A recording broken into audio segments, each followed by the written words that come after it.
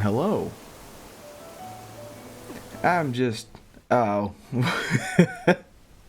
Well, so much for that. Are you kidding me? It's raining again. Why? In case you aren't aware, the little recording bit that I did, if you are in your camera, it doesn't reset the day. So it was still technically yesterday when I recorded that.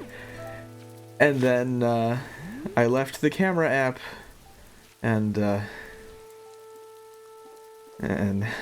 now it's actually today, and it's pouring down rain again.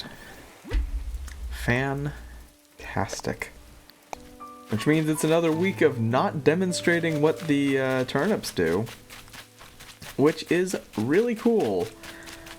Really, really cool.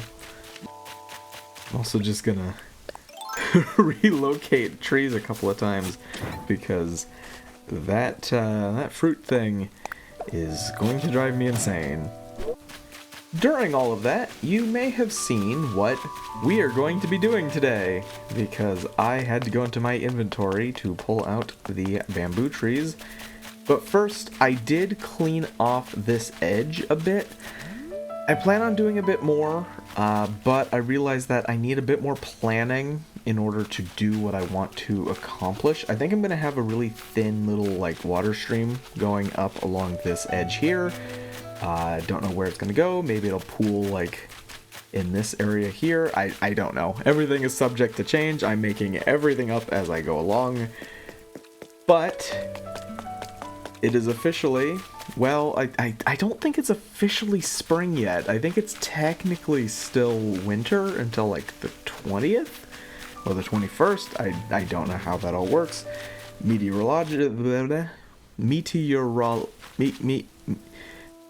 Weather-wise, I believe it is spring now, which means we've got some cedar fever, and we are going to take care of these. Now, my plan with these trees is to plant them, but my secondary part of my plan with them is I'm kind of just gonna put them down wherever I think they go, and they may get moved in the future. They may not even grow the way that I plant them. We'll have to see. And so the plan for today is planting, I believe this is about 100 cedar trees, which is a lot, and we will see how that goes. To be honest, I'm not entirely sure if I'm going to plant all 100 of them. We're just gonna plant some trees around so we can get more of an idea on what the island's layout is going to be. And I know some people are gonna say, oh, well, why not just, dig up the fully grown trees and then you can put them down fully grown. I don't like doing that. Also, you don't need a shovel to plant saplings. I just found out by accident. So I actually like bringing the baby trees, planting those down. I think that it just makes it feel a little bit more like, you're actually growing something on the island instead of just, wow, magic old trees are just here. Now, of course, you do you. Plenty of people like to take the trees from, the mystery islands. Great, fine, play the game the way you want to play the game. It's largely a single-player game.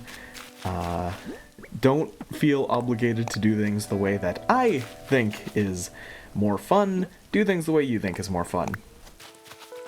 There's also some weeds growing here. To be honest, now that I'm not digging holes for the trees, 100 trees ain't gonna last nearly as long as I thought. I was actually planning this yesterday, because I knew I would be recording before the Nooklings opened, which means I can't buy trees right now. So, yeah, what we have is what we are going to have. Although, now I'm running out of space, so... Now, do I do this spot? I think I'm going to leave this spot. In case you haven't seen, the first few, but not the very first video. That's kind of the outro log, so, and I might need to do more outros on the outro log in the future, so I'm going to leave the outro log alone for now. I mean, truth be told, I think I should leave this area alone. This area is going to have a lot of terraforming done to it, so, yeah, I think the topmost layer is going to have to expand. That's going to make this part kind of a pain to deal with, because these trees are going to have to move when I expand the top layer. So, really, maybe doing the trees today was a bad idea, but I kind of ran out of ideas. Kind of seems like that's the story of this series, is, well, I'm out of ideas now. I've played Animal Crossing, and I've done everything I can think to accomplish, so now we're just doing little menial boring tasks, and I don't really want it to be like that. It's just, right now we're planting trees because that's what the town calls for. Ooh, is that new bug? Can I get that? Oh, they're both snails, never mind. I thought they were like some kind of locust. I do need to actually get rid of the palm tree though, and I'm going to go ahead and do that. That's not the way to do that. I realized that last week I said I wouldn't mention Pokopia again on this channel. I lied, and I do that a lot, so if you're new here, get used to that. I will be lying plenty in the remainder of the series, because sometimes you say things and then you just kind of disagree with what you said. I am going to mention Pokopia, because I've been playing Pokopia, and I think that one of the things that's kind of interesting about the conversation about Pokopia, I wonder, because I've seen, and if you're on the internet, I'm sure you've probably seen as well, a lot of people compare Pokopia to Animal Crossing. I certainly did. And I think that one of the things that I'm kind of interested in seeing is when Animal Crossing New Horizons came out, the game was received pretty universally positively. Like, people really liked New Horizons. And there were some people early on who were like, hey, this game's kind of stale, kind of basic. And the response to that was a lot of people defending the game. And you don't see that anymore. You don't see people defending New Horizons very much anymore. And, you know, I have my opinions about New Horizons. I think it's a good game. Maybe my favorite in the series. It's hard to tell, to be honest. I mean, you're comparing two very good games. For me, that would be New Horizons and New Leaf that would be compared. And they're both very good games. So, you know, who's to say which one is better? It's up for debate. Either way, my point is that when New Horizons came out, it was seen very positively. People were very happy with the state of New Horizons. And it only started to go down with its reception a few months after it came out. Now, that might have been a lack of updates. The updates were slow. They were adding stuff that was already in New Leaf. So it's possible that it's the pace of the updates that killed it for a lot of people. I don't know, you know, and it's hard to really tell. The internet tends to sort of homogenize information, and good luck getting anything real, unfortunately. That's just kind of the nature of things. I'm going to use my shovel here because I want some precision, just a little bit. But I kind of wonder if Pokopia is going to have something similar, because right now it's very, like, universally, this game is incredible, and I agree. I have been enjoying Pokopia. I'm up to 35 hours in the game, which I know is nothing compared to a lot of people's playtime, but I I have this, I have an actual job, I have a life outside of video games, so it's hard for me to spend as much time in Pokopia as I would like to, but I do enjoy the game, and I like playing it when I have the time. But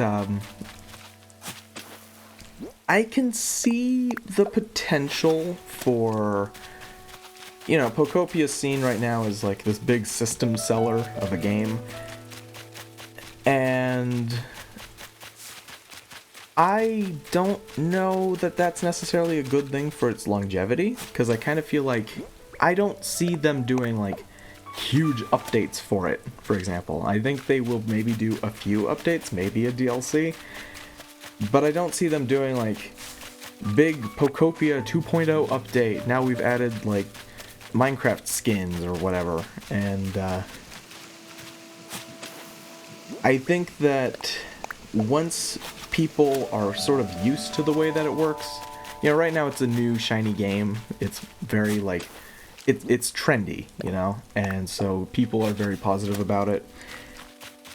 And it deserves a lot of that praise, but I think that once people start saying, hey, I'm 90 hours into it and there's nothing to do anymore, I think people will probably start to feel a little bit like, hey, this game's not as good as everyone said it was. The same thing kind of happened with Donkey Kong Bonanza, where when that game came out, it was received very positively, and nowadays you see a lot more people saying like, hey, this game was really boring after a bit. The difference being Donkey Kong Bonanza is like linear, you know, it's got like a story, it's got a gameplay loop, and once that gameplay loop gets stale, I mean, I'm gonna say it, I was not that huge a fan of Donkey Kong Bonanza. I think it's a good game, I think it's a great game, but I mean, I'm in the camp that I kind of got tired of destroying everything after a bit, and you know, once you get past that, there isn't really a whole lot to stay gripped by with Donkey Kong Bonanza. And to be honest, I can kind of see some of those cracks in Pokopia. Now, I'm not done with the game. Probably not by a long shot. I have no idea how far into it I really am, but I'm sure I'm not that far into it. And I feel like there's some pretty strong potential for, like, you're building towns, but it's Pokemon, and that's cool. And so far that is cool, but you know, what happens when you've done that for 40 hours or 80 hours or however long that game is? And I feel like some of the things that the game is kind of lacking, the social elements, with like, you know, you can't really talk to the Pokemon. And I feel like that's kind of a weak point in Pokopia compared to something like Animal Crossing. And the dialogue in Pokopia is also extremely, extremely basic. Because it's, you know, it's kid-friendly, it's cute, it's low stakes, it's whatever. It's fun and cute and whimsical, and let's be friends with, like, everyone. And it's like, oh boy, this is not dialogue that is aiming for the demographic that is really into Pokemon. So, my thoughts on Pokopia, as someone who does Animal Crossing content, it's a very good game, but I also don't think that it's really a replacement for what people want Animal Crossing to be. I don't think that it's threatened. I don't think Animal Crossing is threatened by Pokopia, which is fine. I still do think that Animal Crossing could learn from Pokopia in a few different ways, and I think that they will. I know there's some debate on, you know, Animal Crossing got its big 3.0 update. What does that mean for the next Animal Crossing game? Is it going to be out, you know, in 2026, 2027, 2028? Is it going to be out at all? Are they just going to update New Horizons a million times? And I don't know. I'm certainly not a professional on judging when a game is going to come out, because, I don't know. My answer would be, I think Animal Crossing is probably going to be a 2027 thing. I think New Horizons with the 3.0 update, that's probably going to be their Animal Crossing for 2026. But I don't think they're going to just let the series like sit and rot for however many months it's been, or however many years it's been since New Horizons came out. I think there will be a new Animal Crossing game fairly soon, but I wouldn't expect it to be 2026.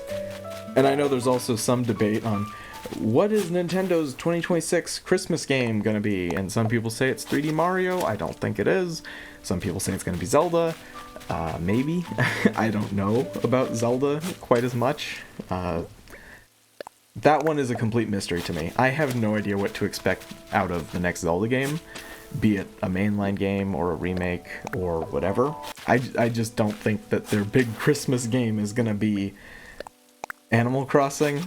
And part of that is because Animal Crossing uses the real-time clock. Realistically, whatever Nintendo's Christmas game is going to be has to come out in, like, November. Starting a new Animal Crossing in November would stink, because you have all the Toy Day stuff right at the end of the year there. You have Turkey Day, you have Halloween, although that would have passed by the time you get to November. I just think the end of the year is a very crowded time to get into a new Animal Crossing town, so I don't see them doing Animal Crossing as, like, their big Christmas game. And I think Pokopia probably took some of the pressure off of them doing that, because, hey, the Switch 2 is selling now among casual gamers because of Pokopia, and that means they don't need to push out a new Animal Crossing as early as they might have otherwise thought they needed to do that. Which, you know, I mean, I want the next Animal Crossing game to have some good development time. I don't want it to be like the same thing with New Horizons, where the game came out and, hey, we're going to release regular updates and all that kind of stuff. I want the game to be finished when it comes out. I want the next Animal Crossing to be, like, a finished product on release, and that seems to be more in line with what Nintendo's been doing lately, so hopefully that is actually the case. I feel like I've jumped around like 3 different topics. There's a balloon. I want the balloon. What's the package? Oh, I'll actually take that. I spent a lot of bells on all these saplings, so yeah, I'll take a free 10 grand. That's pretty sweet, actually. Twangoid.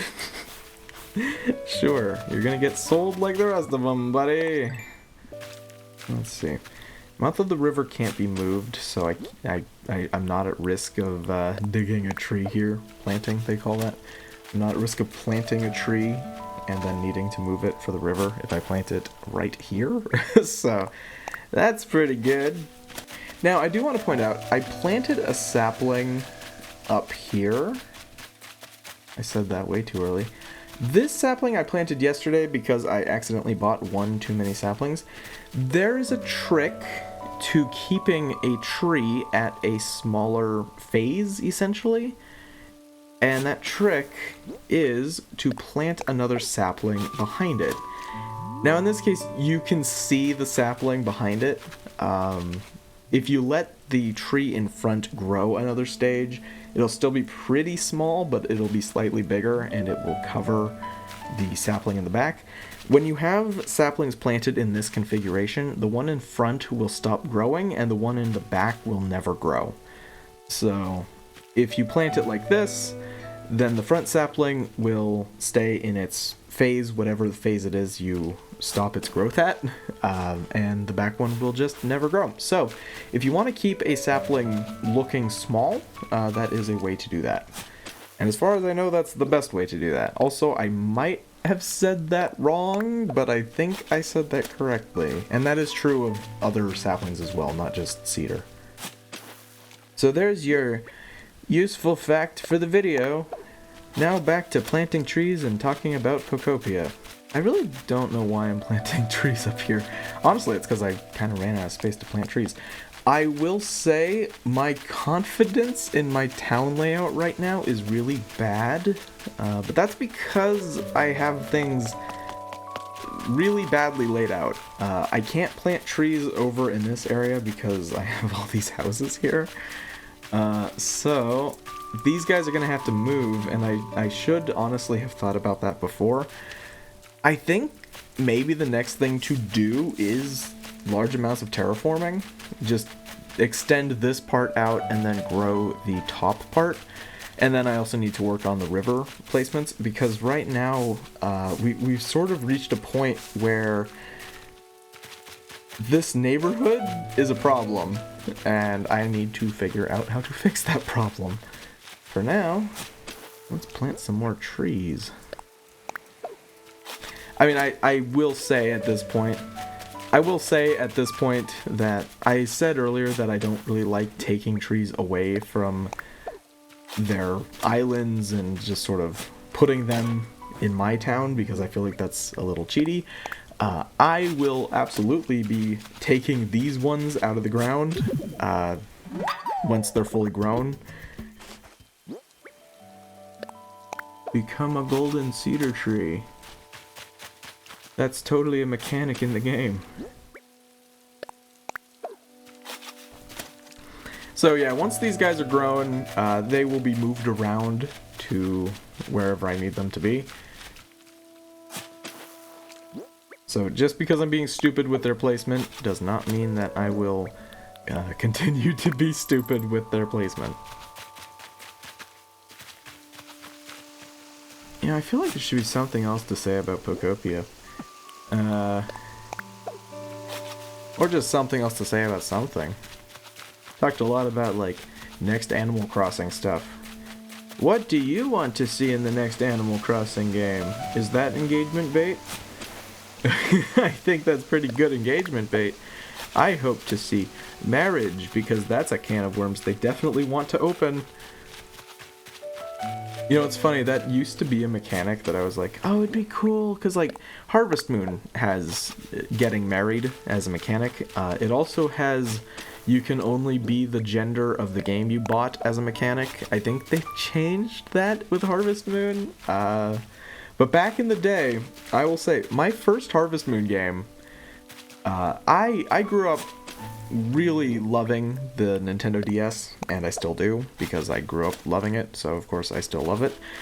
My first Harvest Moon game was Harvest Moon DS, except it wasn't, because I did enough research to know that Harvest Moon DS was not the most updated version of the game. There were extra features that were added to a re-release called Harvest Moon DS Cute. That is the name of the re-release of Harvest Moon DS that they did.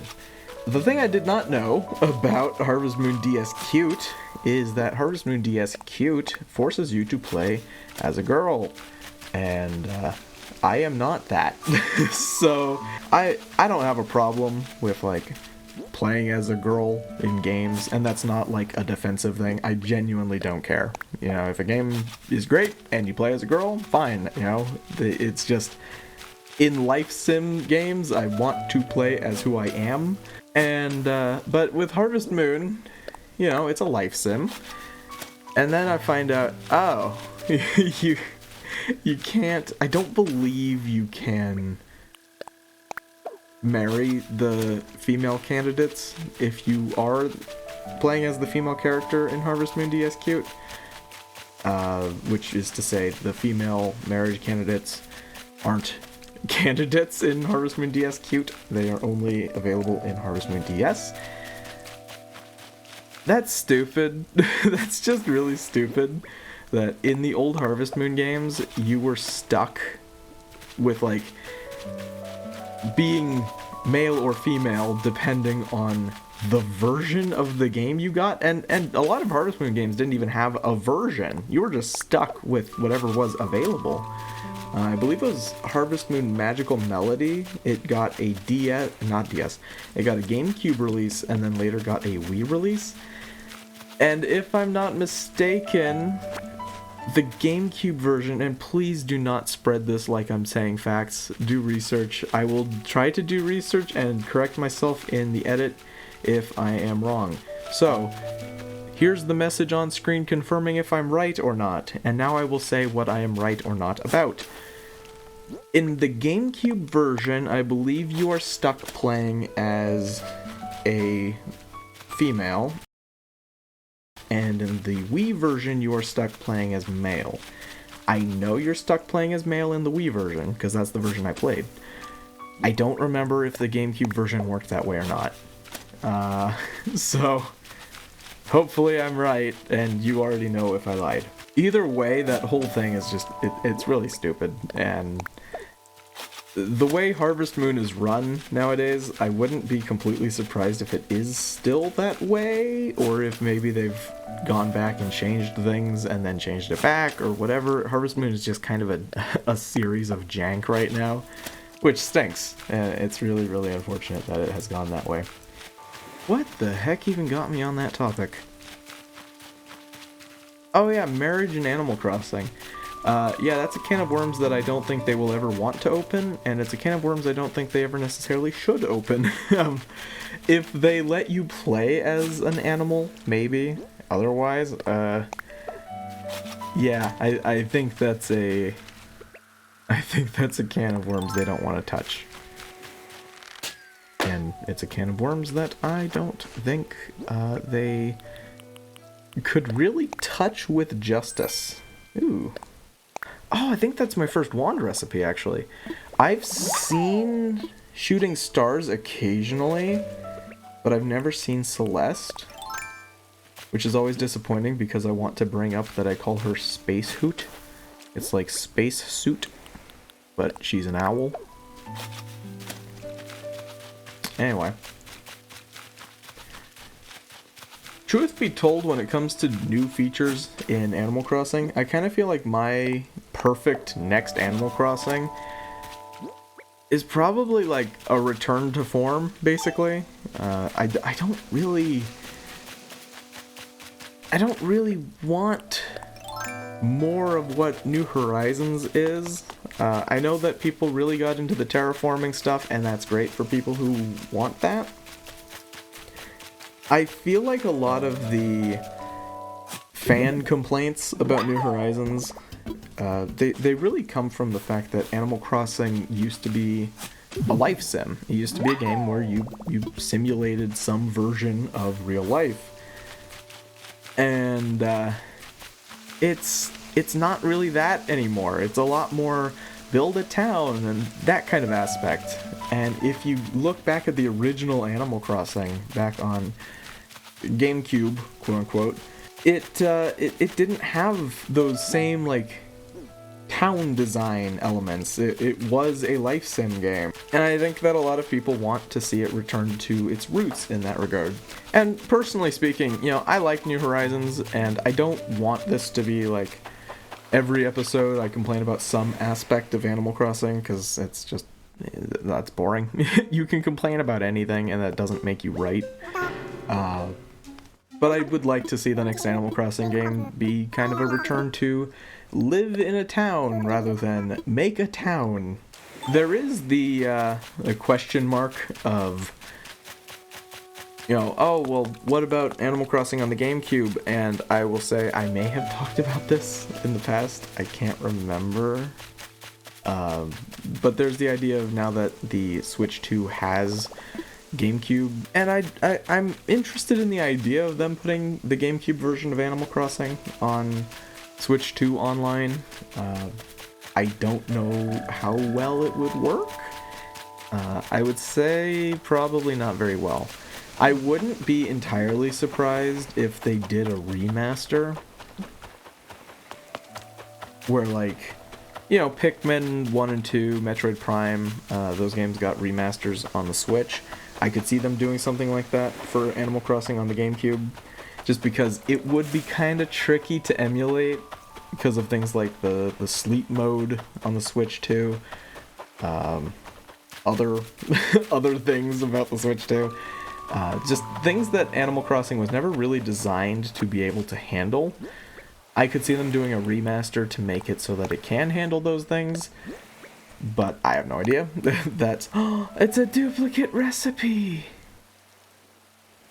Wow, what a good segue away from a topic that I really don't have anything of value to say anything about, because it's pure speculation anyway. Wow, now I'm gonna go to the Paradise Planning Island so that I can get a crafting recipe from that. And on the way I can talk about I do think one thing they could do with Animal Crossing on the GameCube is kind of similar to what they did when they did Pokemon Fire Red and Leaf Green. Because they put those games on the Switch, and it's not a remaster, it's not a port, it is an emulator, but the way that it works is they essentially changed a few things about the game, so that like some of the bugs were fixed from the original game, and that's about it.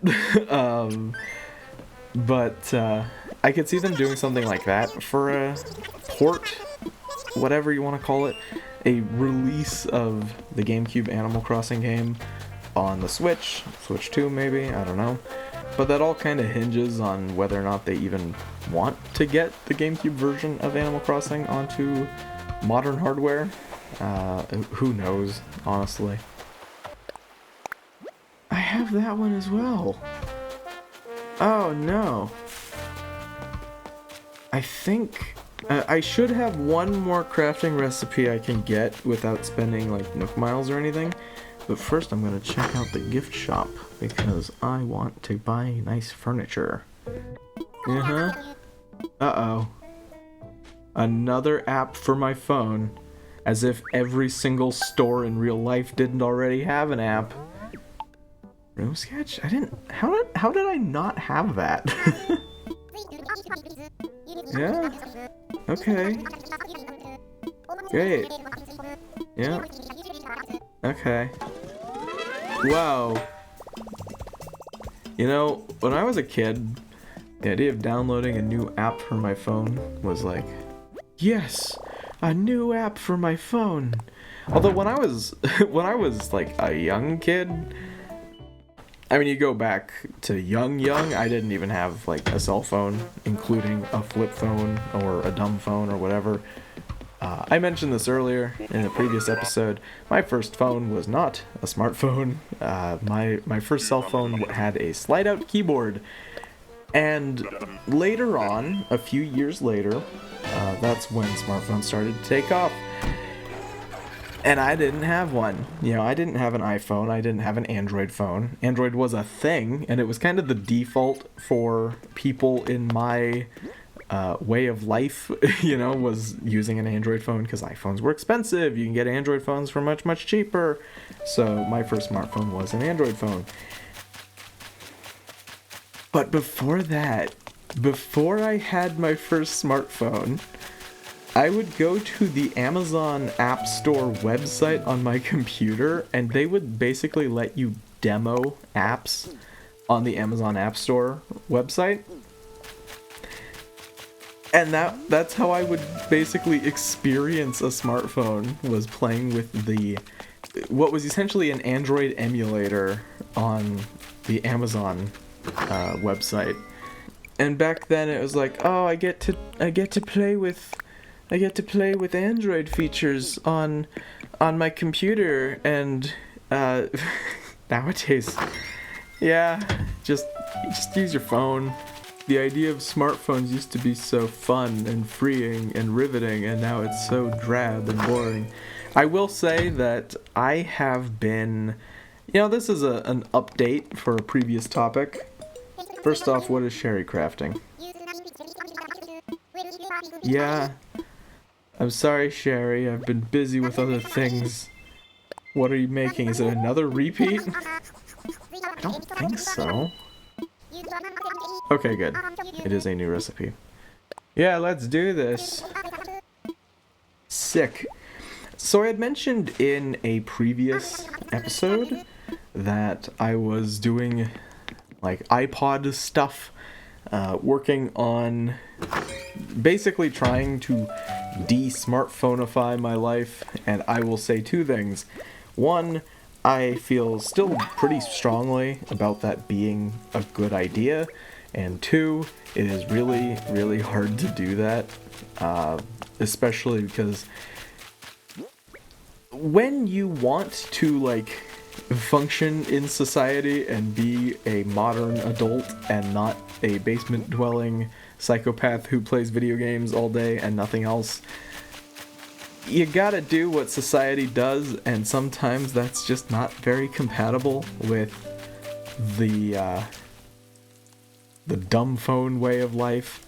Now, that doesn't really mean anything when it comes to, like, iPods. An iPod is a music player, and there isn't really that much else to that conversation.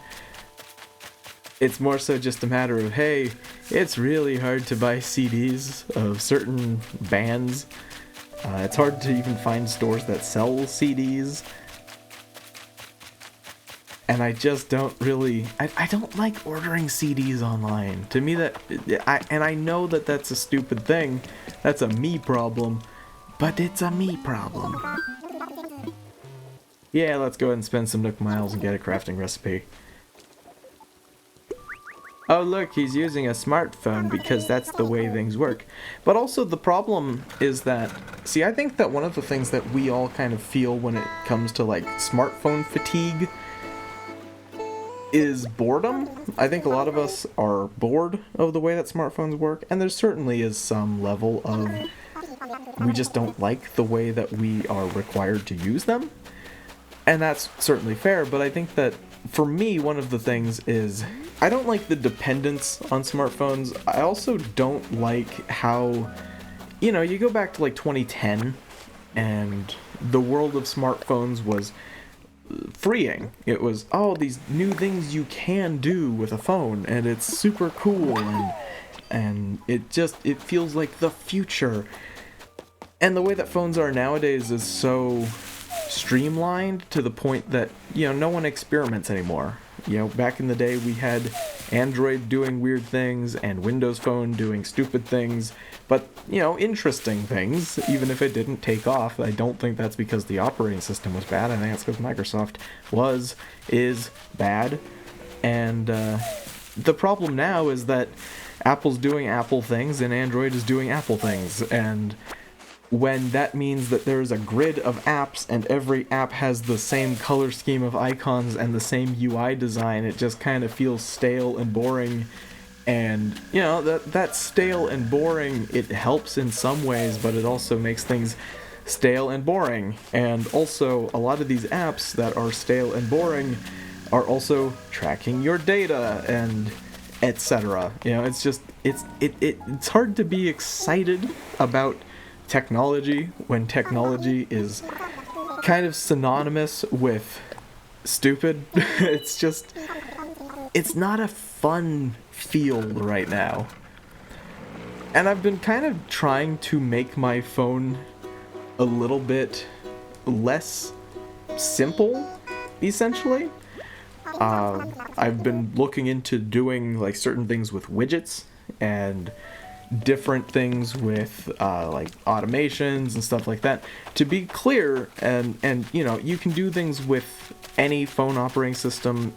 You do you, work with what you got, etc. I use an iPhone. You know, that's just kind of where my phone usage is at, and the way that Android has been, I don't really see a reason to switch to Android. And in a lot of ways, I kind of prefer the way Apple does things anyway. And I know that saying I like the way Apple does things is like the worst thing you can ever say, but considering Android is making side-loading apps harder, I don't know. It's not like I see Apple as the good guys, but I see them as the not as bad guys in a lot of cases. And here's 50 Nook Miles. Wow. Let's see. I need to redeem Nook Miles. I'm going to pull a trigger.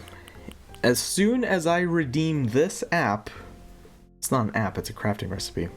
I think it is actually an app, technically. As soon as I redeem this, I am pushing a button that will say, the game can now give me cooking recipes instead of just crafting recipes. I've been putting this button off for since it was an option, I guess, and that's because I wanted more crafting recipes that I can use instead of cooking recipes. I'm going to push the button. I am going to get the app.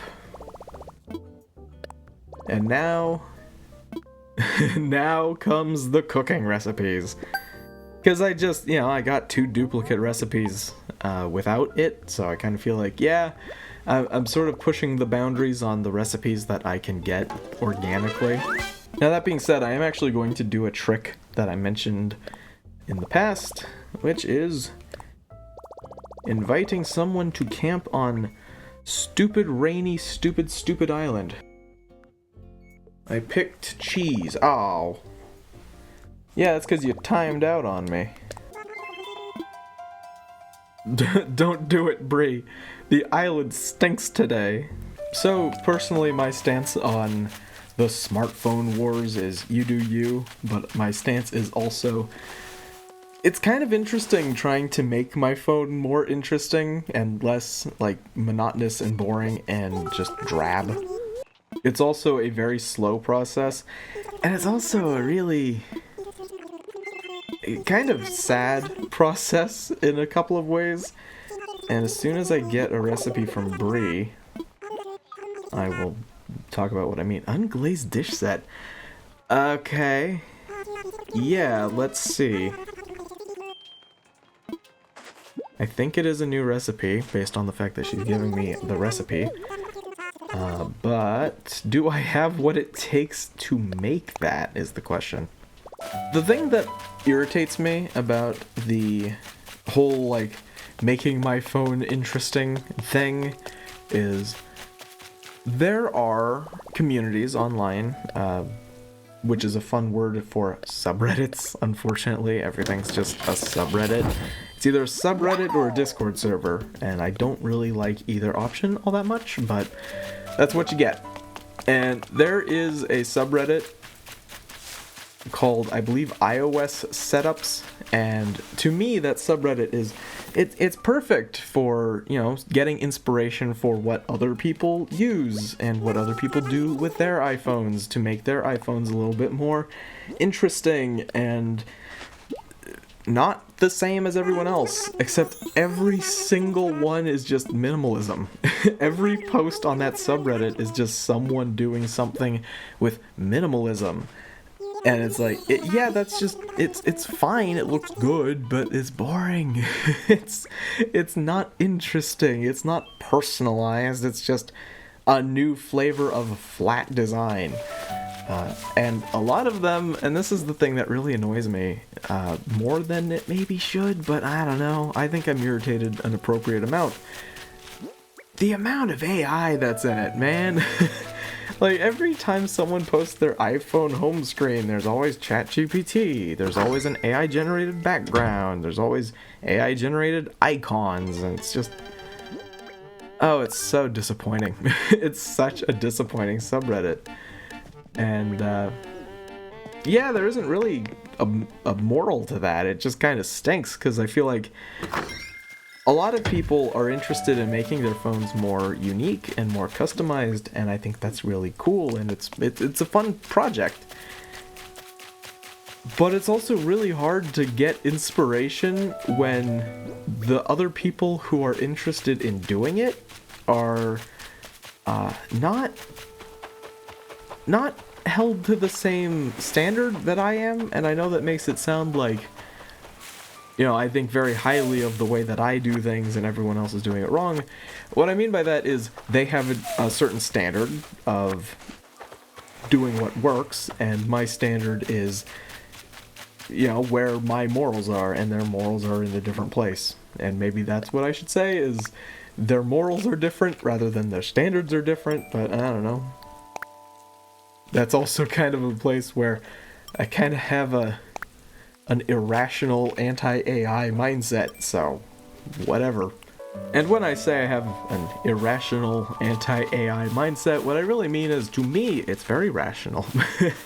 And to other people, well, to me, I should say, to me, other people have an irrationally pro-AI mindset, and if you aren't anti-AI to the same extent that I am, then you're just wrong. And etc. In reality, you do you to an extent, but man. But I think that's one of the things that makes the tech landscape so drab right now, is the fact that I don't bring up the quote-unquote main channel very often, and this doesn't really apply to that anyway. The first few videos on the main channel, those videos used AI to try to beat video games, to try to beat Zelda Majora's Mask and Pokemon Leaf Green, I think it was. And just beat the tutorials using AI, and that's that. And those videos, I removed them from the channel. They're still technically there, but they're unlisted. There are two things that I did with those videos. One, I made them private on YouTube, so you can't really find them very easily. The other thing that I did is I uploaded them to archive.org. And the reason why I did that, because I know some people would say, well, why would you upload them to archive.org if you want to delete them? And the answer is, I don't want to delete them. At the time that those videos were made, AI was a lot more of a toy than it is now. At this point, it's a lot more like, hey, it's not just, it can replace artists, it can replace programmers. It is replacing artists. It is replacing programmers. And I kind of feel like that video, that series of videos, it promoted something that I don't like, I don't agree with, and I didn't like having those videos up. I didn't like having those videos available to just have people stumble into them. Those videos did well. They got like thousands of views. And, you know, I was getting subscribers because people were discovering those videos. But it just, it felt icky. It just didn't feel good to have those videos up. And the reason why I took them down was because I didn't want people discovering my stuff through those videos. And then, you know, people say, oh, well, this guy did these videos that were quote-unquote pro-AI, and I mean, they weren't really pro-AI. They were, let's see what it's capable of, and at the time it wasn't capable of much. It still isn't. Like, that's the thing that's really sad, is that you have companies promoting AI, like Google, and it stinks, and it's still, like, it's dangerous, it is hazardous, it is not healthy for people. In conclusion, I have an irrational hatred of AI, and I think that AI is making technology worse.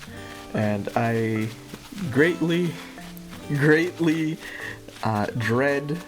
the fact that everyone still wants to push forward on it, and I will tell you, I smile when I look at any thread on any social media, on any platform, and I see, oh, such and such company is wanting to implement AI, and the top comments are anti-AI stuff. That makes me smile, and I will say to the people who post that kind of stuff, good on ya. I'm happy about you. I'm happy about your stance. I'm happy about your argument. Because, like, it's so dull. It's such a bummer that that whole world is so just gross. And let's go ahead and get back on the topic of the video, because we planted trees, and complaining about robots is cool and all, but we also planted trees. That kind of begs the question a little bit of what is next week? Because last week I said that this week we would be working on the island, and we did. We planted trees, and that's pretty big for, like, getting the theme of the island in place. Next week is probably going to be more of a recap of what I do over the next 7 days, because these houses are in the way, and it's at a point now where I think the best thing to do is start putting some houses in their place. Now, I can't do all 10 houses in a single day. I can't do all 10 houses in a single week, because you can only actually move one house every day. And I believe it costs like $10,000. So, I need to, and you know, As lame as it sounds to say, I need to play more Animal Crossing this week, I need to play more Animal Crossing this week because I need more bells, which seems to be a constant problem. I also need to move the houses. I need to get the island a little bit more shaped up, a little bit more not in the temporary placeholder ugly phase it's in right now. I'm gonna start with Fauna's house because I actually called her earlier and it sounded like she was feeling quite under the... Uh-oh. She just moved! Okay, we won't start with Fauna. Super. And I have to go through all this dialogue again. Bam, sure. We'll move Bam's house. Yeah, 10,000 bells. I'll do it. Isabel, can you stop your stretching? It's distracting. So now the question is, where do we put Bam? Now, the good news is that because the island doesn't really have, like, a plan, you know, we're doing things very, very by the seat of our pants here. There aren't really any bad options for where to put Bam, although I think I might actually do a little bit of terraforming a river, because I mentioned earlier that I want to put the river, or have a little stream going down here. And so I'm going to do that a little bit, just so I have a little bit of like a landmark to follow on where to put Bam's house. Start construction, please. This is one of those areas where I definitely think Pokopia is something to be followed when it comes to how it works compared to New Horizons. In the 3.0 update, New Horizons added this little like sidestep thing, and it's a massive, massive game changer when it comes to like making terraforming not the worst thing ever. But it's still not the best thing ever, and Pokopia's terraforming is a much, much nicer experience. At least in some regards. There are things about Pokopia, again, in the terraforming regard that I don't really care for. It's kind of just a pain to select things a lot of the time, because it's a third-person perspective game, and I kind of hope they add a first-person mode later on. Okay, this is good enough for an outline, but I'm kind of thinking... I kind of think I might add like a stream that sort of offshoots from that. Kind of the other way, actually. I'm making it worse. I'm trying to build ground, and I keep destroying it in new fun ways. Okay, so let's go here. Yeah. Okay. That is too far south, but I think that works, actually. The problem is... Yeah. What if I destroy that?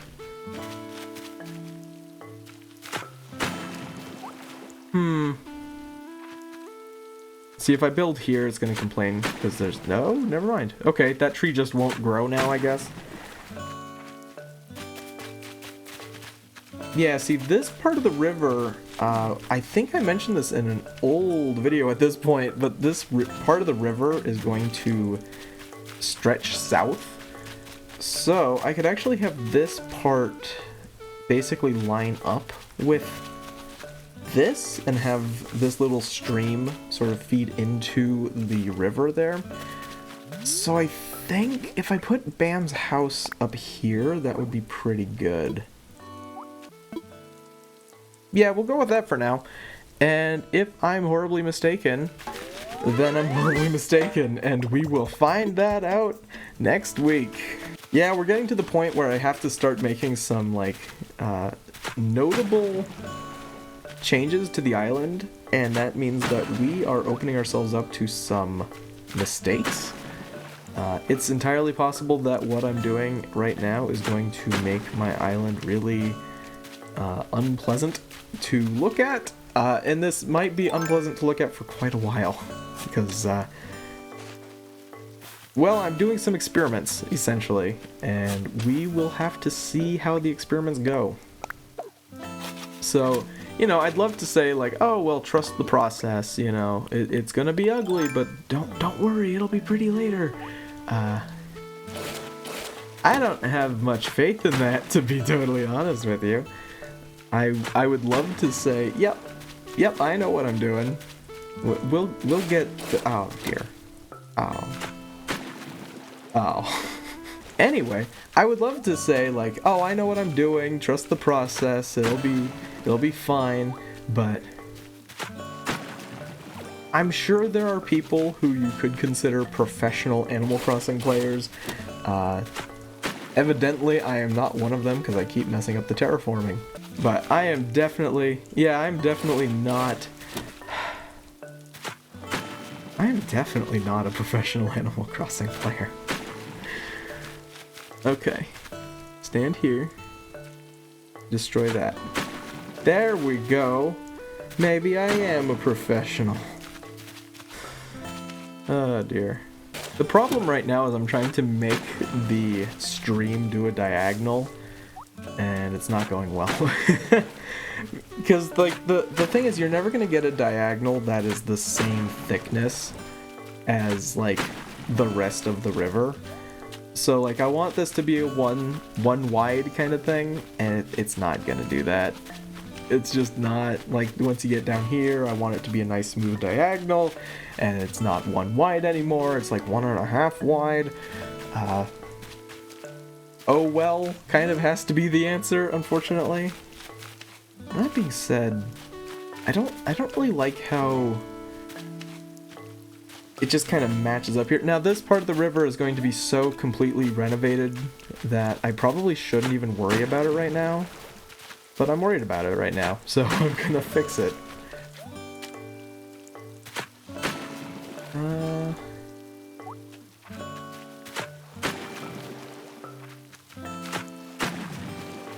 Yeah, I mean, once I add like bushes and stuff like that, it's gonna help a lot. Yeah, this has a process to it, and I definitely need to work on that process. That's not going to be a right now thing. That might be done before the next episode is recorded. That might be something that we go over next week. I don't know. We shall see. We shall definitely see. For now, I'm going to call the episode here, which means it's time to find an outro spot. You know what? I mentioned it earlier. Let's go to the outro log. Let's see. How do you set up the camera? You stand here. You boil it in oil.